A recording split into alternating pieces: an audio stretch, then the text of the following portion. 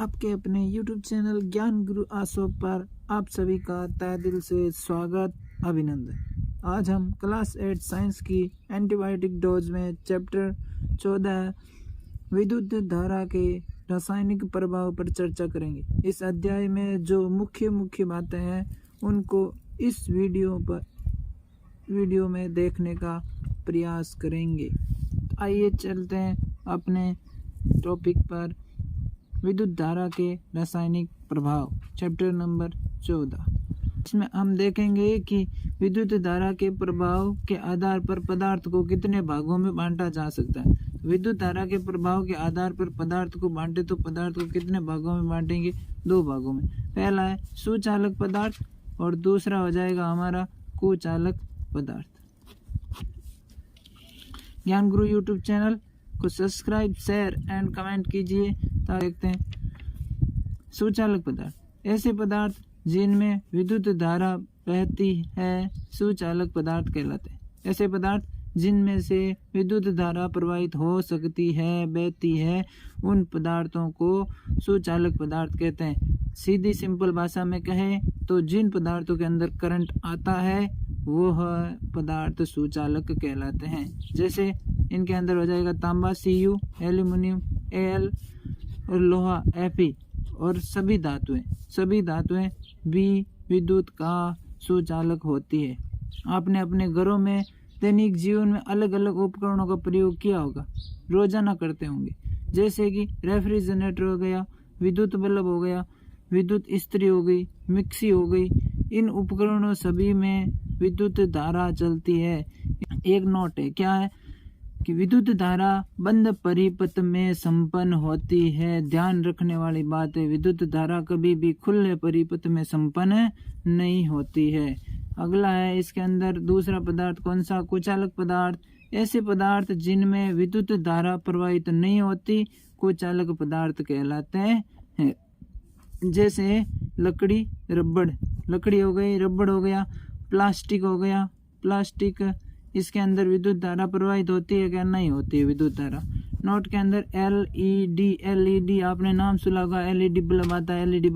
LED का पूरा नाम प्रकाश उत्सर्जक डायोड होता है। ये बल्ब दुर्बल विद्युत धारा में भी दीप्त हो सकता है। दुर्बल विद्युत धारा, कम विद्युत धारा होगी तो भी ये बल्ब दीप्त हो सकता है, जल सकता है। एक क्वेश्चन पर चर्चा कर लेते हैं। एक क्वेश्चन क्या है? जल में विद्युत धारा का प्रवाह किस प्रकार से होता है, समझाइए। सीधा क्वेश्चन आ सकता है, जल में विद्युत धारा का प्रवाह किस प्रकार से हो सकता है, समझाइए। एक स्वच्छ तथा सूखे प्लास्टिक के ढक्कन में आशुद्ध जल भरिए। आप आशुद्ध जल को अपने विद्यालय की प्रयोगशाला से प्राप्त कर सकते हैं। संपरिचित्र का उपयोग करके अशुद्ध जल में विद्युत का चालन होता है या नहीं, आप ये देखेंगे।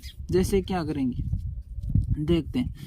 आपने एक विद्युत परिपथ ले लिया, एक सेल ले लिया, एक बल्ब ले लिया और इसके दोनों किनारों को जल के अंदर, मतलब कौन सा जल है? अशुद्ध जल के अंदर इनको क्या कर दिया?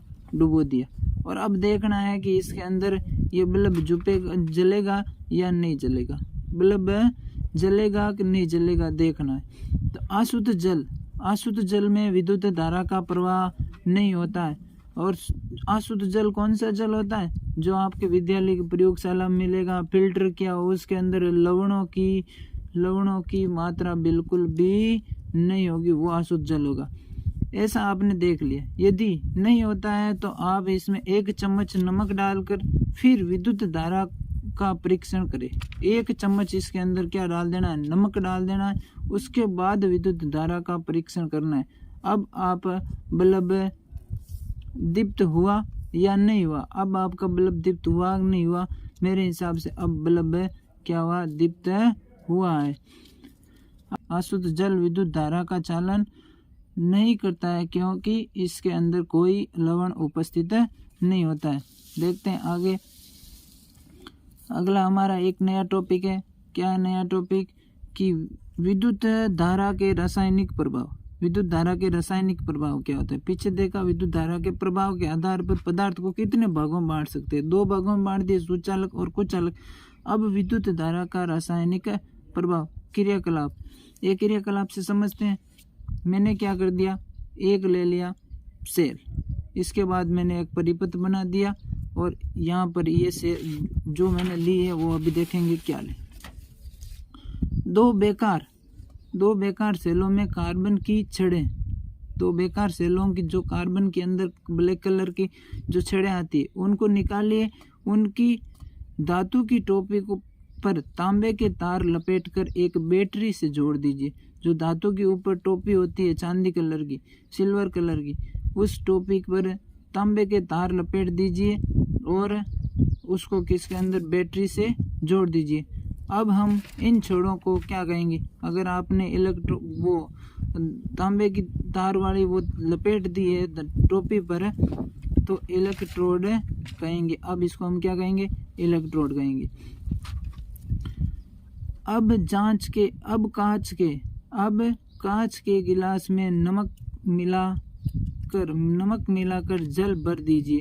कांच के गिलास के अंदर नमक मिला हुआ जल भर दीजिए और इन इलेक्ट्रोडों को धातु की टोपी तक जल में डुबो दीजिए। धातु की टोपी, ये धातु की टोपी आपको दिखाई दे रही है, ये धातु की टोपी को जल के अंदर नहीं डुबोना है, धातु की टोपी तक जल के अंदर डुबो दीजिए। जो कार्बन की छड़ें वो जल के अंदर डूब गई, धातु की टोपी बाहर रह गई और परिपथ क्या हो जाएगा, पूर्ण होगा कि नहीं होगा। अब देखते हैं क्या निष्कर्ष निकलता है। निष्कर्ष निकलता है कि यदि चालक विलयन में विद्युत धारा प्रवाहित होने पर रासायनिक अभिक्रिया होती है। किसी भी चालक विलयन ले लिया, उसके अंदर विद्युत धारा प्रवाहित होने पर कौन सी अभिक्रिया होती है, रासायनिक अभिक्रिया होती है। विद्युत धारा के प्रवाह से क्या क्या होता है, इलेक्ट्रोड मतलब कार्बन की जो छड़ें थी इलेक्ट्रोड पर धातु का निक्षेपण भी हो सकता है, आगे देखेंगे। इसके बाद दूसरा क्या हो जाएगा, विलयन के रंग में परिवर्तन हो सकता है, विलयन का रंग परिवर्तन हो सकता है। इलेक्ट्रोड पर गैसों के बुलबुले बन सकते हैं, गैसों के बुलबुले भी क्या हो सकते हैं, बन सकते हैं। पहला धातु का क्या हो सकता है, धातु का निक्षेपण पहला हो गया। दूसरा विलयन के रंग में रंग परिवर्तन और इसी के अंदर तीसरी बात क्या हो जाएगी, गैसों के क्या बन जाएंगे, बुलबुले भी बन सकते हैं। ये हो गई 3 बातें, सिंपल, बिल्कुल सिंपल। नोट क्या है, इलेक्ट्रोड पर धातु के निक्षेपण की प्रक्रिया को विद्युत लेपन कहते हैं। इलेक्ट्रोड पर धातु के निक्षेपण की प्रक्रिया को क्या कहते हैं, विद्युत लेपन कहते हैं, जिसके बारे में हम आगे विस्तार से चर्चा करेंगे। नोट, विलियम निकलसन ने सन 1800 से H2O मतलब जल के विलयन में ऑक्सीजन O2 गैस तथा H2 हाइड्रोजन गैस के बुलबुलों के बारे में बताया था।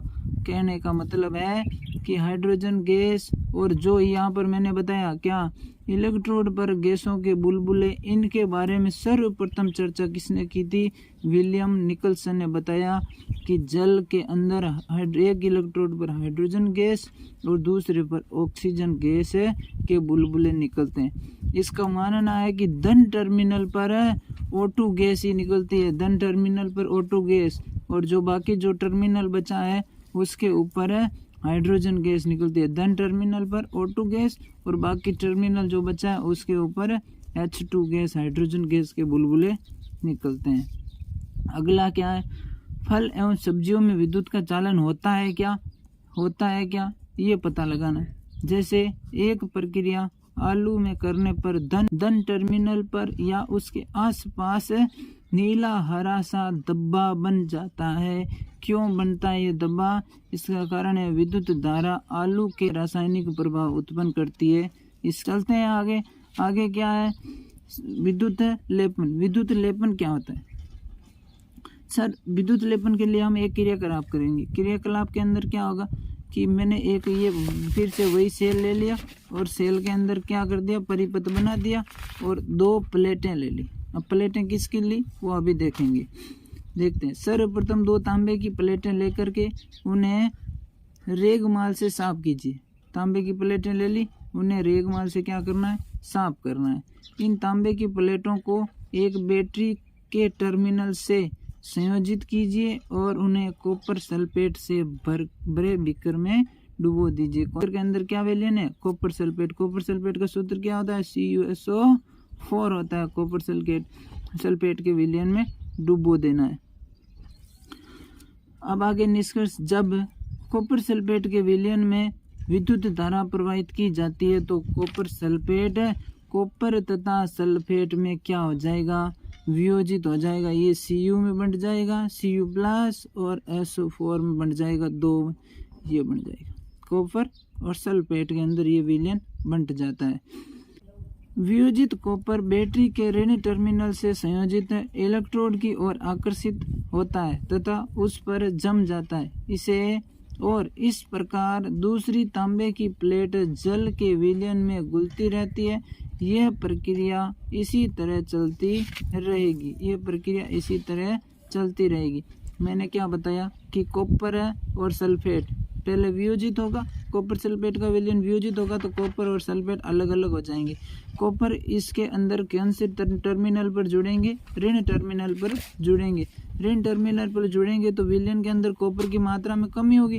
कॉपर की मात्रा पूर्ति करने के लिए जो ऋण टर्मिनल के अलावा दूसरा टर्मिनल है, कह सकते हैं धन टर्मिनल, वो धन टर्मिनल टूट करके विलयन के अंदर आता रहेगा और विलयन से कॉपर की मात्रा कौन से टर्मिनल पर? ऋण टर्मिनल पर निक्षेपित होती रहेगी, जमती जाएगी। इस प्रक्रिया के अंदर एक इलेक्ट्रोड से कॉपर दूसरे इलेक्ट्रोड पर जाकर निक्षेपित हो रहा है, स्थानांतरित हो रहा है। तो कि विद्युत द्वारा किसी पदार्थ पर किसी धातु की परत का निक्षेपण करने की इस प्रक्रिया को क्या कहते हैं? विद्युत लेपन कहते हैं। विद्युत लेपन के अब आगे देखेंगे विद्युत लेपन के उपयोग क्या क्या है। विद्युत लेपन का उपयोग होता है कारों के भागों में, स्नानघर की टोंटी में, साइकिल के हैंडल में, पहिए की रिम में आदि में क्रोमियम का लेपन किया जाता है। क्यों किया जाता है क्रोमियम का लेपन? क्योंकि ये जो स्नानघर की टोंटी है, पानी है, पानी से क्या होगा? श्रृंखसारित होगा। श्रृंखसारण से बचाने के लिए क्रोमियम एक ऐसी धातु है जो श्रृंखसारित नहीं होती, मतलब इसके ऊपर जंग नहीं लगता, इसके लिए क्रोमियम का लेप किया जा सकता है। सर ऐसा भी तो हो सकता है कि सर ये क्रोमियम की बनी हो। क्रोमियम की इसलिए नहीं बनी होती कि क्रोमियम क्या है? महंगी धातु है, इसलिए क्रोमियम की नहीं बनी होती है। क्रोमियम का ऊपर लेप कर दिया जाता है जिसके कारण इसके ऊपर जंग नहीं लगे। साइकिल के पहिए के साइकिल का हैंडल है, उसके ऊपर भी जंग नहीं लगे। और क्रोमियम के अंदर एक ऐसी भी चीज़ है कि क्रोमियम में खरोंचों से बच सकता है। खरोंच क्रोमियम के अंदर बिल्कुल ही कम आते हैं। दूसरा विद्युत लेपन का उपयोग है नकली आभूषण बनाने में। नकली आभूषण हमारे बाजारों के अंदर बहुत ही चर्चित है। अभी नकली आभूषण जैसे असली आभूषणों के समान दिखाई देते हैं, लेकिन इनके अंदर धातु के ऊपर कोई सी भी धातु ले ली, उसके ऊपर सोने और चांदी की एक पतली सी परत का लेपन कर दिया जाता है। विद्युत लेपन कहते हैं उसे। वो एकदम जैसे असली सोना होता है, असली गहने, असली आभूषण होते हैं, उसी प्रकार से दिखाई देती है, लेकिन होते हैं क्या है? नकली और सस्ते भी होते हैं। अगला क्वेश्चन क्या है? खाद्य पदार्थ के डिब्बों में टिन का लेप क्यों किया जाता है? कारण बताइए। खाद्य पदार्थों में भी टिन का लेप क्यों किया जाता है? कारण बताइए। आंसर है हमारा, आंसर है टिन का लेप इसलिए किया जाता है कि लोहा एक श्रृंखसारित धातु है। कोई भी खाद्य सामग्री लोहे से अभिक्रिया करके खराब हो जाती है। इससे बचाने के लिए टिन का लेप किया जाता है। टिन लोहे से कम क्रियाशील होती है। अगर टिन का अंदर लेप कर दिया जाएगा तो ये खाद्य सामग्री खराब नहीं होगी। अगला एक नोट है, पुलों तथा स्वचालित वाहनों को श्रृंखसारण से बचाने के लिए किसकी परत चढ़ाई जाती है? जिंक की परत चढ़ाई जाती है। पहली चीज जिंक की परत चढ़ाई जाती है किन में? पुल और स्वचालित वाहनों में। खाद्य पदार्थों के डिब्बों में किसका लेप किया जाता है? टिन का लेप किया जाता है। और कारों, स्नानघरों की टोंटी, इनके अंदर किसका लेप किया जाता है? क्रोमियम का लेप किया जाता है। तीनों चीज वेरी इंपॉर्टेंट। Thank you.